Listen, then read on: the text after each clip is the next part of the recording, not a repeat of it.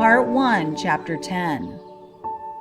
And thus this enlightened soul began to see all her irregularities and the perils, both of the spirit and the flesh, which she had unawares encountered, and to which she would have fallen a victim, had not the divine providence interposed. She was overwhelmed with astonishment at the great mercy of God towards a being so deeply plunged in sin.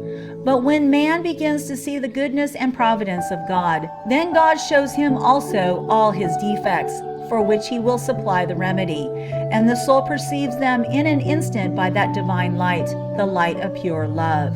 The soul, having these two clear views, so definite and precise, the one of the goodness of God in his bounty, granted in virtue of love, and the other of herself, plunged in sins, and voluntarily acting in opposition to the infinite goodness of God, took thought and said, Soul, O Lord, never more will I offend thee, nor do anything in opposition to thy goodness.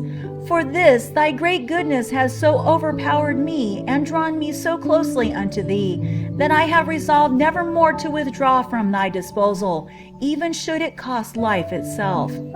Then the soul looked within, and seeing all her defects and evil instincts, said, Soul, does it seem to you that you are prepared to present yourself before your Maker? How is it with you?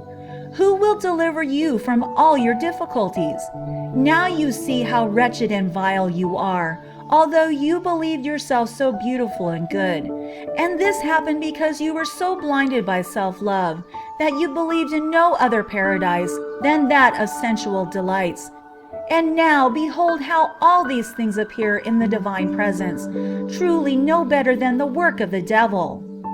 Then the soul turned with a deep and bitter hatred toward humanity and said, Soul, I warn you, O humanity, that if henceforth you speak to me of aught unseemly, you shall suffer for it. For the future, I shall treat you as if you were an evil spirit, for you have ever been, and ever will be, diabolical in your behavior, since nothing else is known to you. And as you now see as well as I what a terrible thing it is to offend God, I know not how you will ever have the courage to think or speak according to your own natural appetites, when you know that you are thereby acting contrary to his will.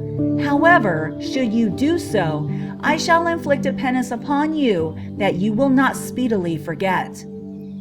When humanity heard the soul utter these words, and became conscious of the greatness of her offenses, she answered not a word, but stood with downcast looks, like a criminal led to justice. End of Part 1, Chapter 10.